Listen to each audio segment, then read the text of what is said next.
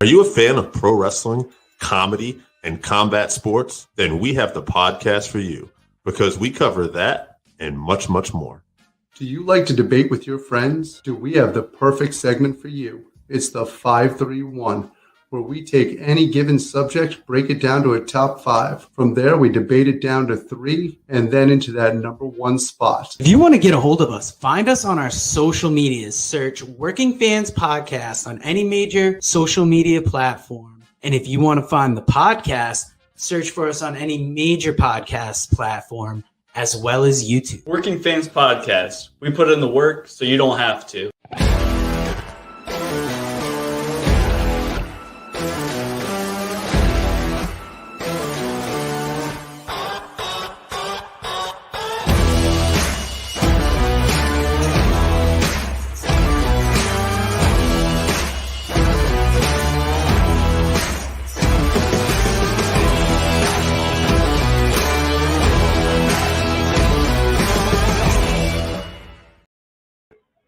Fans, welcome back for another bonus episode of the Working Fans Podcast. As always, we are brought to you by the Pro Wrestling Vault Volume 1 and Lance by Chance, written by Vinny Berry, available over at WrestleVille.com. Super Vows, Howdy Do, written by Kevin Kelton, as well as I'll Be Here All Week, written by Ward Anderson. Blood and Fire, the unbelievable real-life story of wrestling's original Sheik, written by Brian R. Solomon, all available over at WrestleVille.com. We are brought to you by the great people over at Connecticut People Records, our wrestling commentary home of New Heights Wrestling. And today, I am here to talk to you about Ric Flair's last match. This was a card that happened last night. And originally, I wanted to bring you the review live after the show, but as I was watching the show, I wanted to take some time, sit and think about it before, I put a review out. Now, it had a pre-show. The first match, the only graphic I could find, is Ren Narita versus not Clark Connors. He took on Yuya Uemura, and I thought this was a great match to open the show. I'm a fan of New Japan Wrestling, so getting to see two young lions that are starting to get out there and make their excursion a little bit, this was just a great opening match. It went 5 minutes, 57 seconds. Ren Narita got the win, as we thought he might have. I could have gone back and forth because Uemura, obviously another talented young lion, I thought maybe they give the win to him, but he did not pull it out in the end. Now, following this video, it's supposed to be Ric Flair coming out to talk to Shivani and Crockett. Lethal comes out instead, doing his Ric Flair impression, and then he turns on it and says, "Do you see how stupid that sounds?" Really just playing a great heel. I didn't realize who the woman with him was coming out, Karen Jarrett, so him and Jeff Jarrett, I thought, both leading into this match, did a great job of, playing or being the heel that this needed, because obviously Ric Flair was going to be the babyface in all this.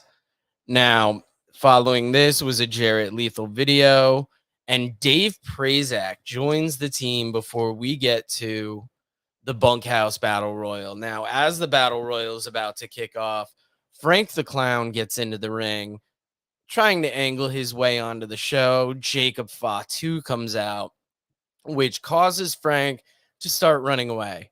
As Frank's leaving, Foley comes out, shakes Frank's hand, which gives Frank that false sense of comfort.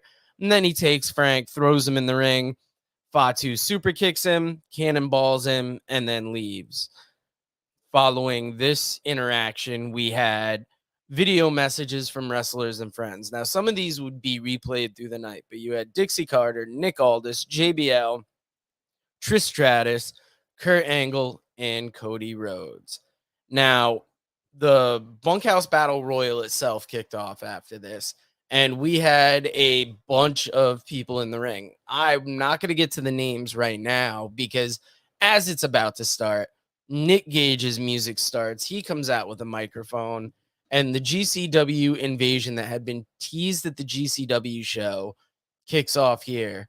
Bunch of GCW guys get into the ring, and the total number of participants, you had Mance Warner, one called Manders, Adam Priest, Big Damo, Blake Christian, Brian Myers, Bully Ray, Crimson, Crowbar, Effie, Gringo Loco, James Storm, Joey Janela, Cal Hero, Commander, Matthew Justice, Ricky Shane Page, Sin Bodie, and Wolfie D.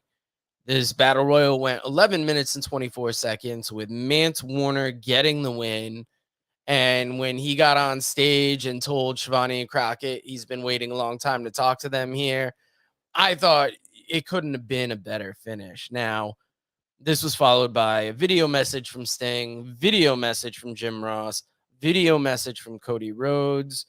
And this is still the pre-show. So you had an Impact Emergence pay-per-view that'll be next Friday, August 12th. You had a Mick Foley promo and a Nick Aldis video. That was Mick Foley live in the arena. And this pre-show did a good job of giving you a couple matches, building up the main show, and also just acting as a celebration to Flair. This whole show, the one thing you can't take away from it was that it was a great celebration for Flair's career. Now, the main show kicks off with a Bob Caudle intro, which I loved seeing, followed by a short Crockett Promotions video with a Bob Caudle voiceover.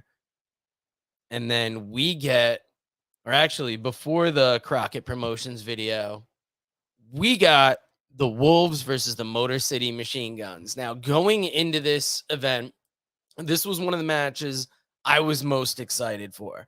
Great match to start the show off with. It lived up to expectations.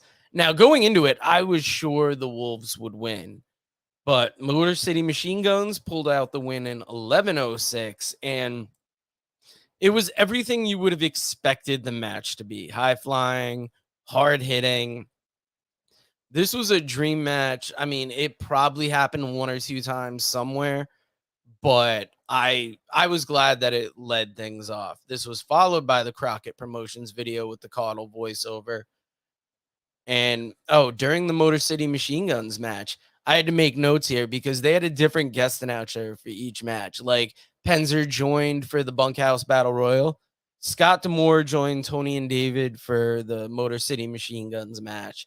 And Joe Dombrowski from MLW joined from the Killer Kross versus Davey Boy Smith Jr. match. This great hoss match, competitive. It was fairly short. I didn't expect it to go as short as it did, but it didn't shortchange.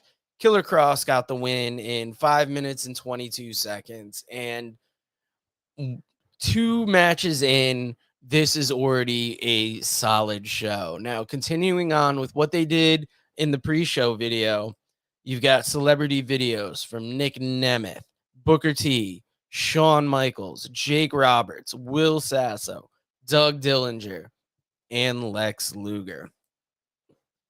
Now, up to this point, I was like, God, we're starting off the show hot. What could they bring for the third match? And they announced before the match even starts that the winner gets a shot at the Progress title. This is the 4-way with Konosuke Takeshita, Alan Angels, Nick Wayne, and Jonathan Gresham. Ian Riccaboni sits in on commentary. This was Lucha Rules, so if somebody leaves the match, somebody else can come in. And this was fast-paced. Another one.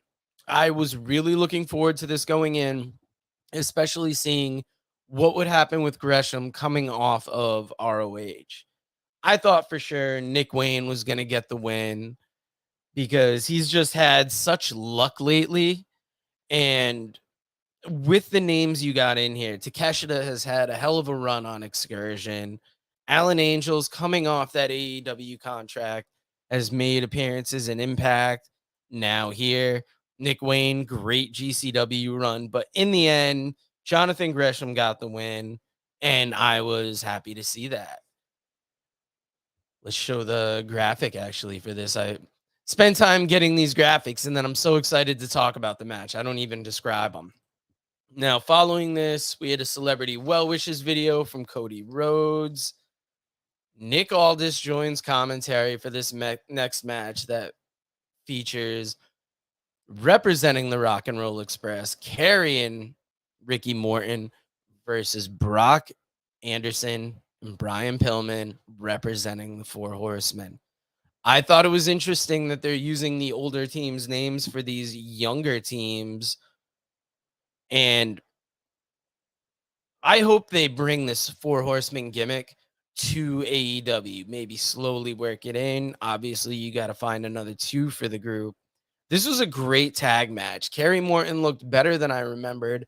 I think I was, as we were talking amongst each other at the watching the last GCW show, I was a little critical about Kerry Morton in ring, but he looked great here. Brock and Pillman really clicking as a team. I saw them take on FTR at Big Time Wrestling in Webster, Mass. And they looked good, but I thought they were looking so much more like a team here. I'm sure the gear doesn't hurt. And Pillman Jr. and Brock Anderson get the win in 7:21. Now, one thing I've noticed about a lot of these matches is they were shorter matches. Some of them felt really short. Some of them were just great matches in this little amount of time, and you didn't feel shortchanged. Now, for the next match, Joe Dombrowski once again joined Tony and David, where we had Badido versus Taurus versus Laredo Kid versus Fenix. And these are 4 of the best luchadors you could get to feature in a lucha match like this, just about halfway through the show. And this match went the longest at 11 minutes, 45 seconds, with Fenix getting the win. This was a wild match. If you're going to check out one match from the show, I definitely recommend checking this out. And this is the first time in my notes I made the note match of the night, because I really think this was like one of the first contenders. This match was followed by a Jim Ross video for Ric Flair, and then a Fatu Alexander hype video.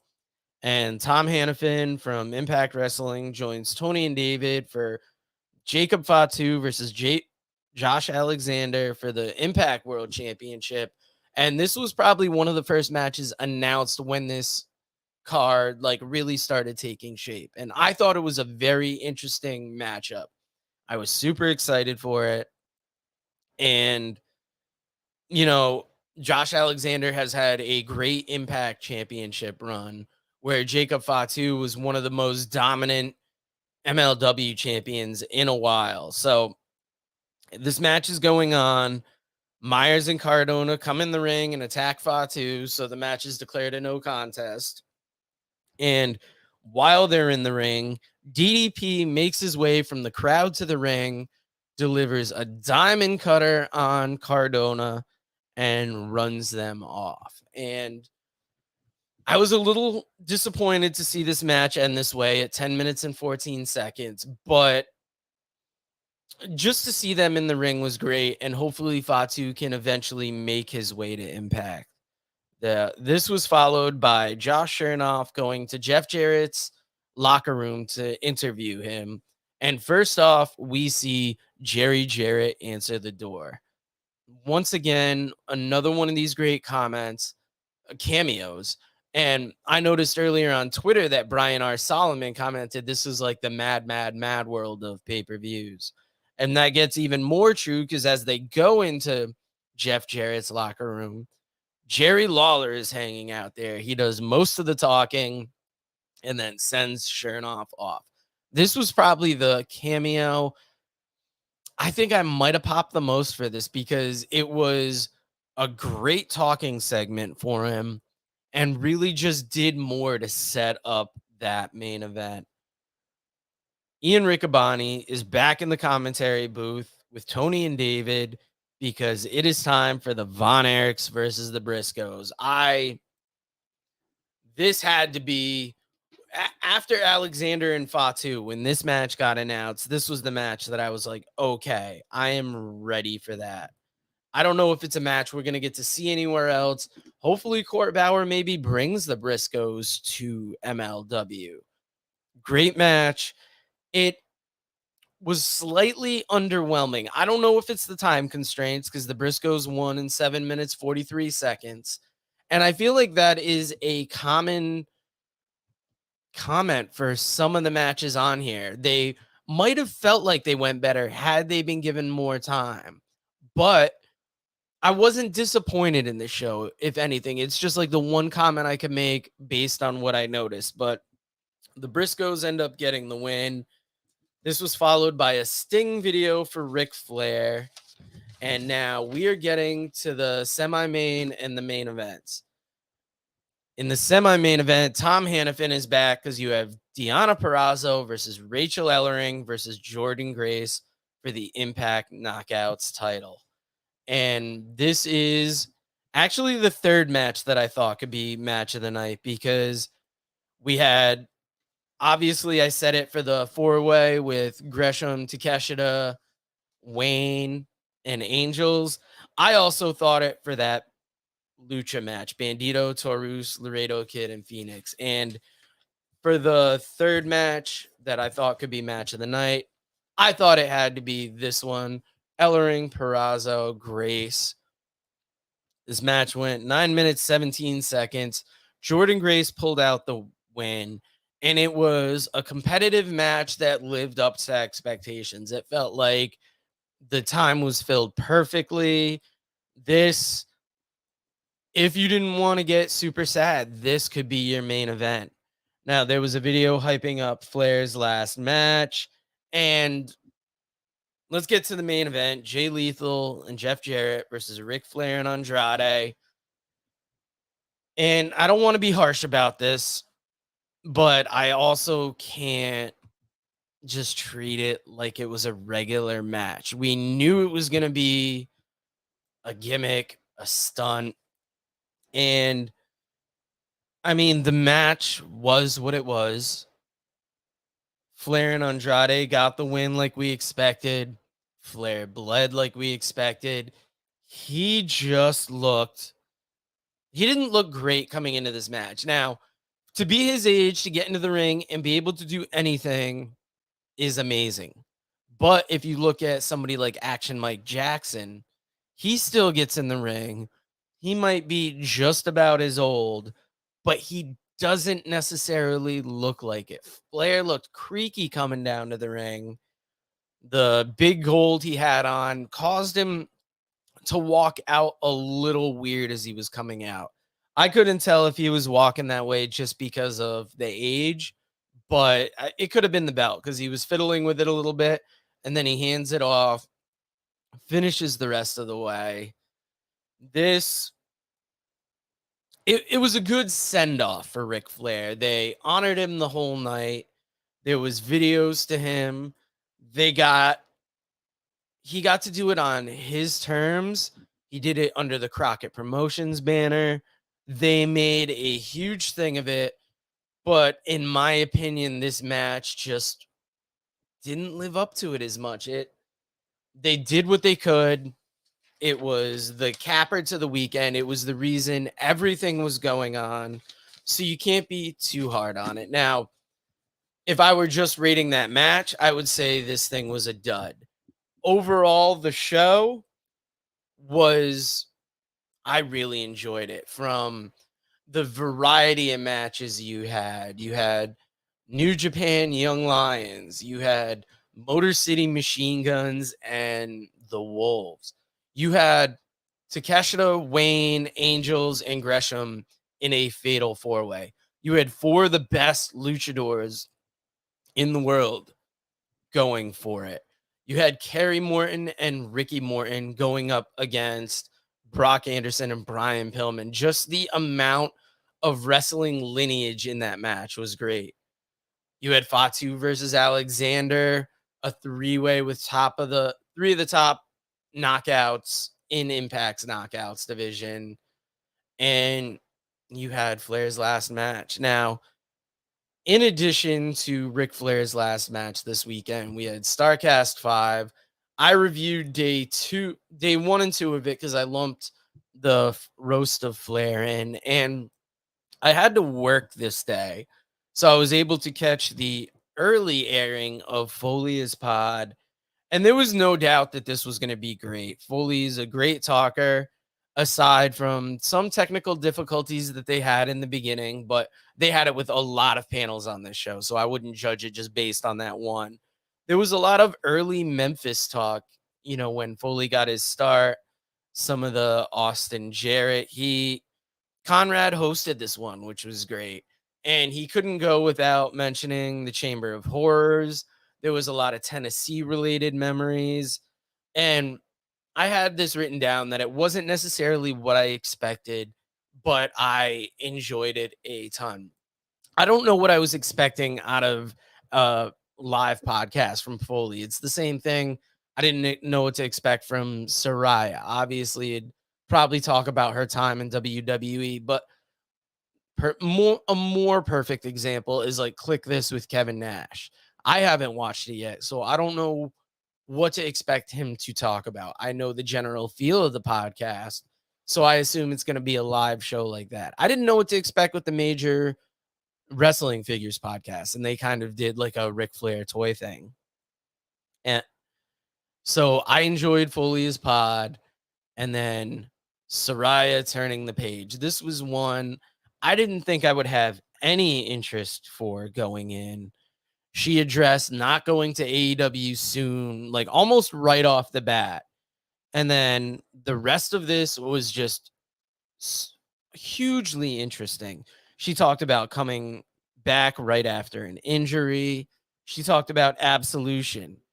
I was most interested for the English wrestling scene and starting off. That was one of the more interesting tidbits that she talked about. Now, I don't know if I found this more interesting because it was hosted by Brian Zane from Wrestling with Regret, and that's a YouTube channel that I enjoy watching a lot. I think he does a good job hosting, and it was cool to hear him say that he was going to get this. Now, it was really interesting hearing about the women's wrestling revolution in WWE from Saraya's point of view, because it was a lot of her entry, Charlotte's entry, Becky's entry, Bayley's entry into WWE that kind of spearheaded that movement. And that was this panel blew me away, far more interesting than I would have expected. And only because I wasn't hugely tuned into Paige or wasn't a huge fan, so I didn't expect to get knocked away by this. Now, that was what I watched yesterday. I may do a short episode later tonight reviewing Click This, what's next for Johnny Gargano, and going back over any other Starrcast panels that I missed. I would want to watch the Major Regular Figure 1 all the way through to catch all of it. But if you want to stay in with the conversation, go over to our Twitter @fansworking, and we have a poll up there right now, which is, what is your match of the night? You can include 4 matches. So obviously, I wanted to include the 4-way. I wanted to include the Lucha 4-way.